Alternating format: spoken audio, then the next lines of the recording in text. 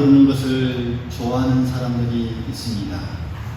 물론 운동으로 좋아하는 사람도 있겠지만 또 어떤 사람들은 마음을 정돈하기 위해서 오르기도 하고 또 그곳에 올라가면 눈앞에 펼쳐진 이 장관이 정말 보기 좋으니까 또 기분 전환을 하기 위해서도 올라가기도 합니다.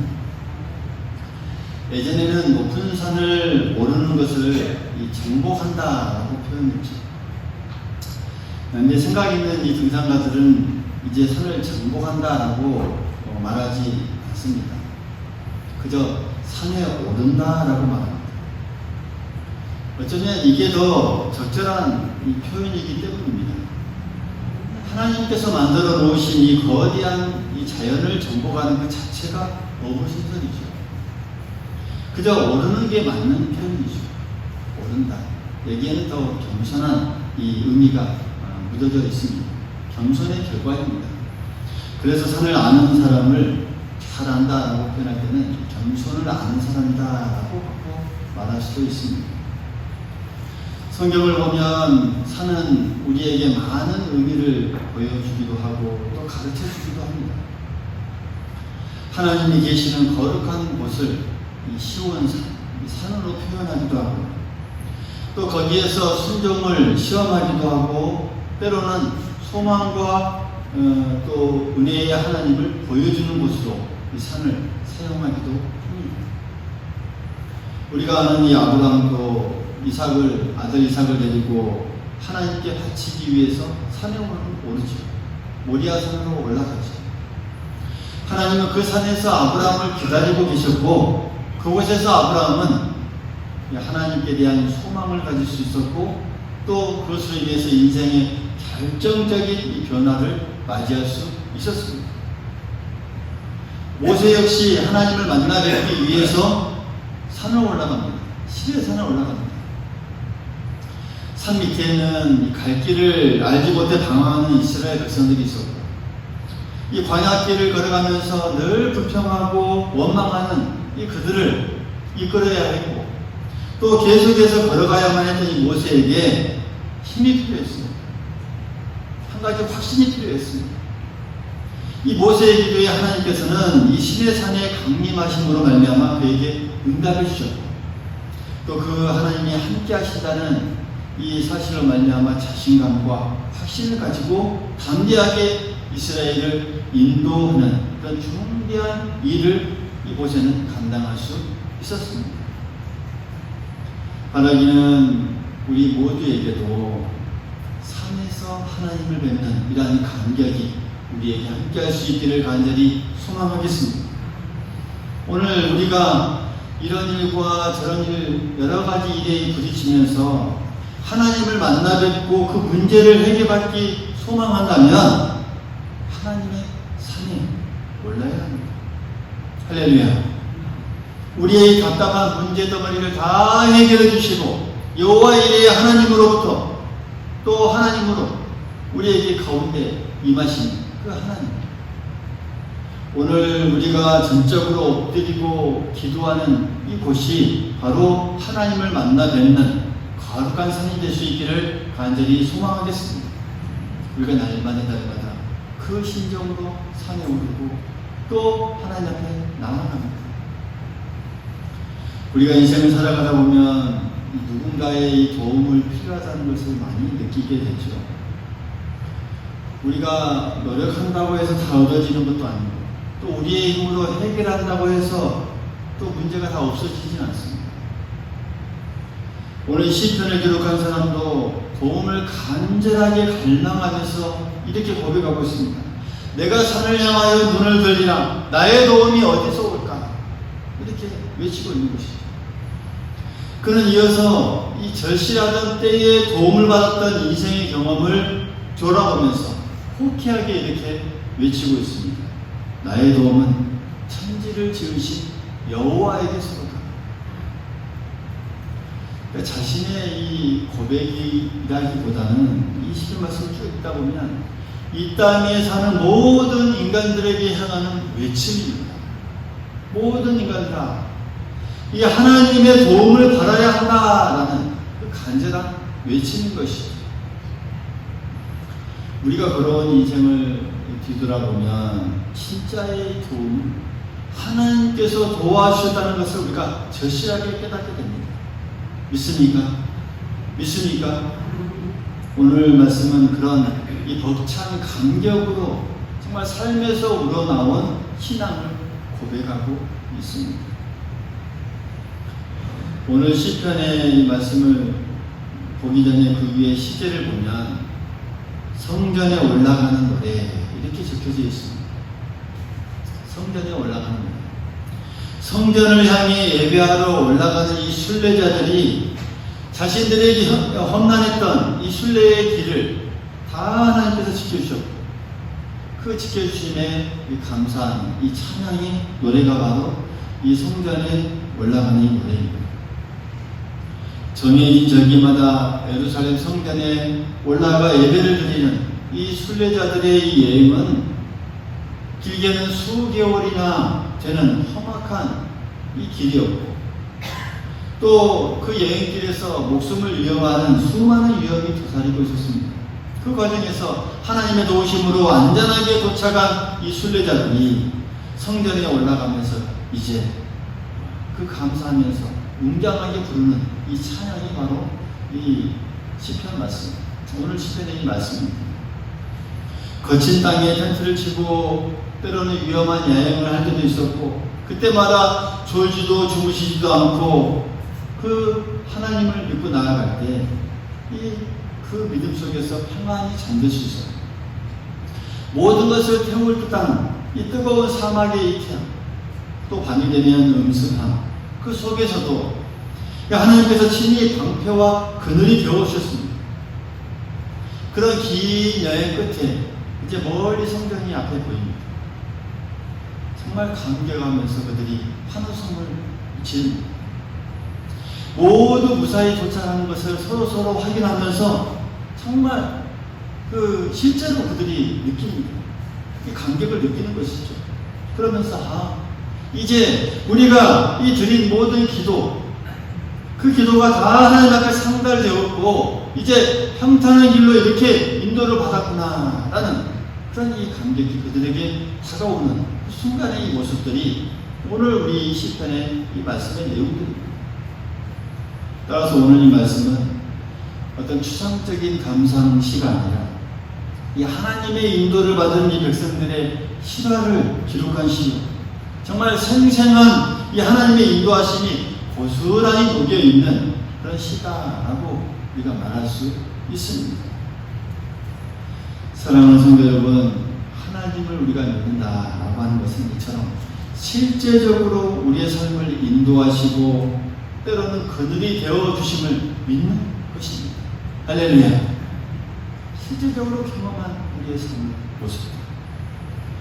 우리가 인생을 살아가는 게 때로는 녹록지 않을 때도 많이 있지만 오늘 이 순례자들을 돌보셨던 그 하나님께서도 여전히 우리와 지금도 여전히 우리를 돌보아 주시고 지켜주시고 계심을 우리가 모두 믿을 수 있기를 간절히 소망하겠습니다. 그래서 이 시편 말씀은 참 제가 좋아하는 그런 이 말씀 중에 하나입니다. 그래서 종종 제가 본문으로 자주 사용하려고 하고 또 애용하는 이 말씀이기도 하고 또 앞으로도 잘 애용할 것입니다. 이 시편 121편의 이 말씀은 정말 이 모든 것에 우리 인생을 살아가는 나그네 길을 살아가는 우리 인생 길을 잘 표현해주는 그런 말씀이기 때문에 결국 성전의 앞에 딱 섰을 때의 그들의 이 환호와 이 반기는 이 모습은 마치 우리가 이 땅의 인생길을 잘 마치고 하나님 앞에 딱 섰을 때의 그런 느낌, 바로 이와 같은 거예요. 그때 이러한 찬양이 우리의 고백에 흘러넘쳐야 정말 우리가 인생길에 정말 잘 살았다, 잘 살아왔다라고 고백할 수 있기 때문입니다.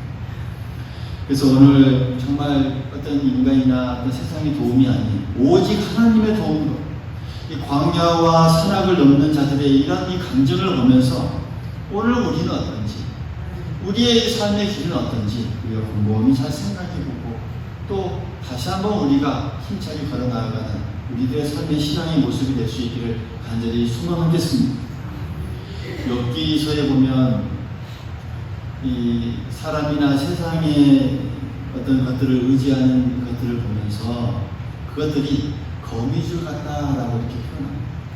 욥기서 8장 14절에 보면 그가 믿는 것이 끊어지고 그가 의지하는 것이 거미줄 같은즉 이렇게 우리에게 표현합니다. 여러분, 거미줄이 무슨 힘이 있습니까? 가끔 집에 보면 많이 있죠. 주택에 살다 보면 더 우리가 많이 거미줄을 보게 됩니다. 무슨 힘이 있습니까? 아무 힘이 없습니다. 살짝 건드려도 금세 떨어집니다. 이 오늘 우리가 이 땅에 또 세상을 의지하는 결과가 이렇다는 것입니다. 거미줄 촘촘하게 잘 엮여져 있는 것 같으나 언제 끊어질지 모르는 그런 연약한 존재.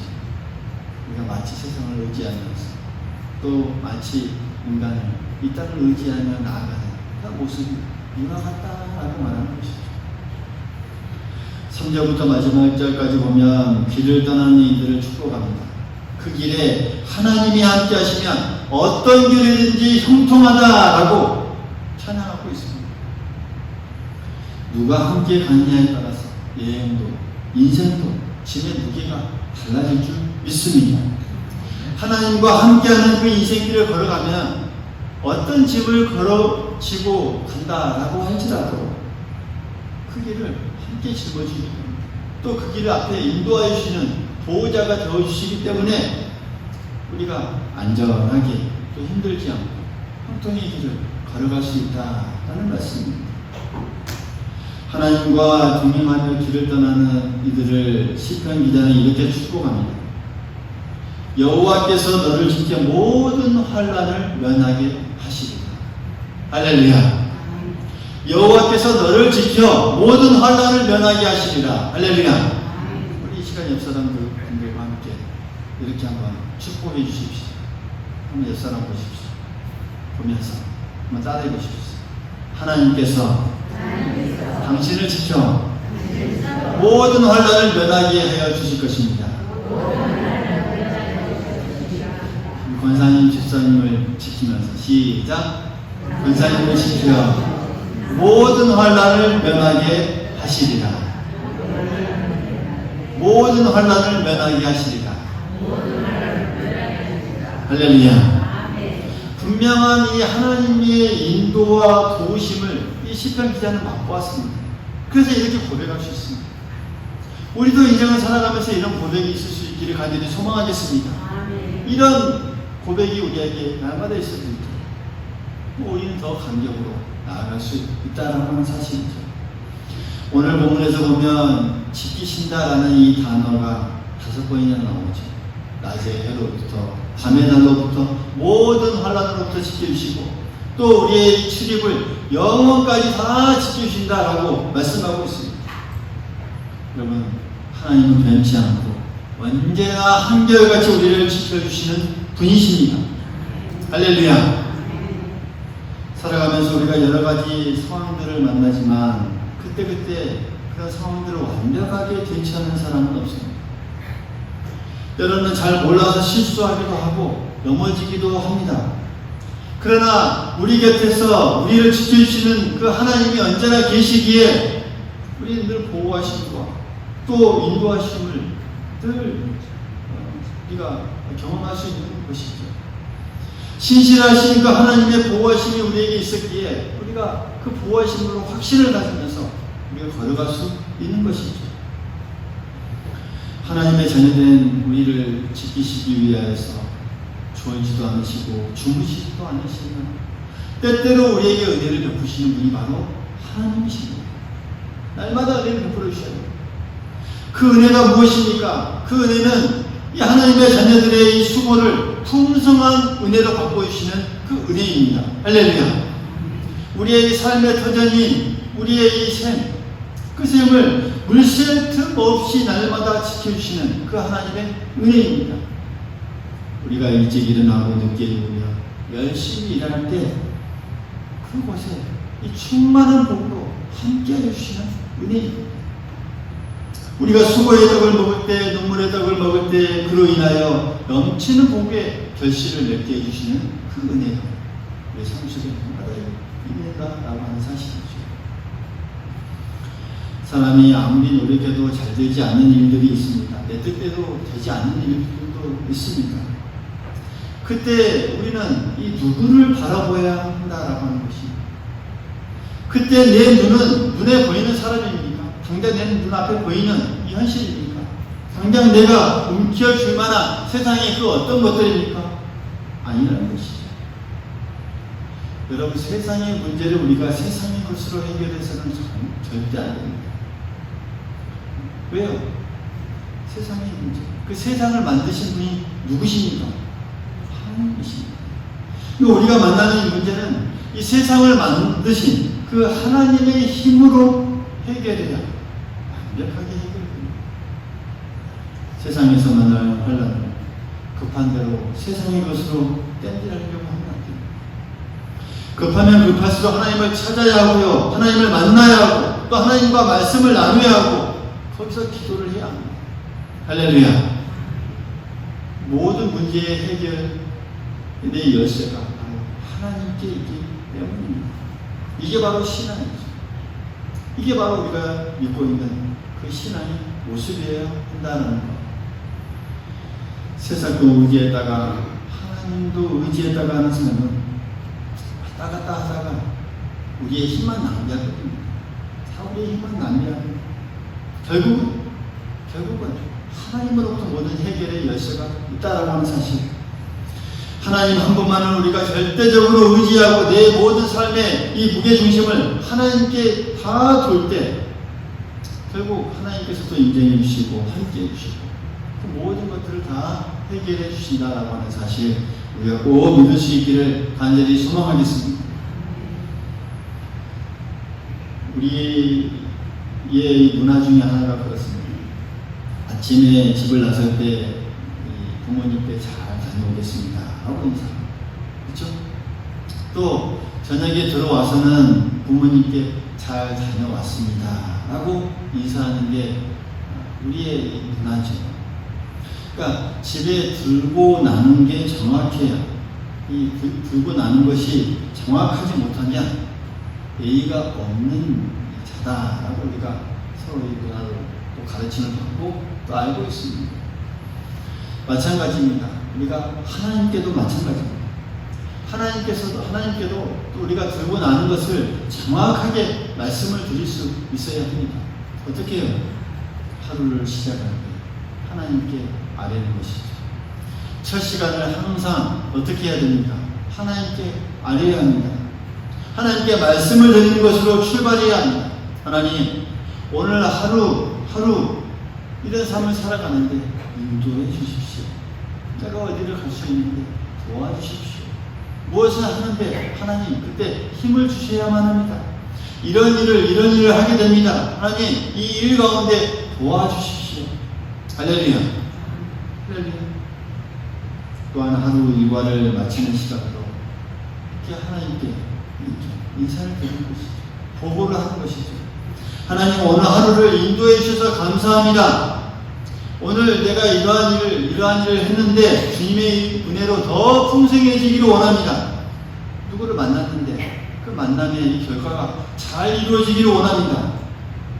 잘 때도 은혜를 부어주셔서 주님의 은혜로 형통하게 하여 주옵소서. 여러분, 우리가 이렇게 기도하고 그렇게 하나님을 의지하며 믿고 살아갈 때 하나님께서 그냥 봐둘까요? 그냥 우리를 내버려 주지 않으십니까? 우리에게 커다란 은혜와 복이 넘치도록 충만하게 이어질 수 있도록 또 형통한 길을 걸어갈 수 있도록 은혜를 우리에게 베풀어 주실 줄 믿습니다. 여호와께서 너의 출입을 지금부터 영원까지 지키시리로다. 할렐루야. 함께 한번 따라해봅니다. 하나님께서 나의 출입을 지금부터 영원까지 지키시리로다. 이렇게 될 줄 믿습니다. 꼭 믿습니다. 사랑하는 여러분, 오늘 우리의 도움은 하나님께로부터 왔고, 할렐루야. 우리는 이 땅에 살아가면서 정말 절대적인 하나님의 도움이 필요한 자들입니다.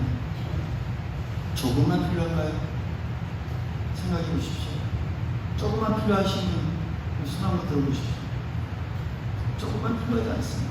절대적으로 아침에 일어나서 저녁에 잠을 들고 또 그 다음에 또 일어날 때까지 전적인 하나님의 도움이 필요합니다.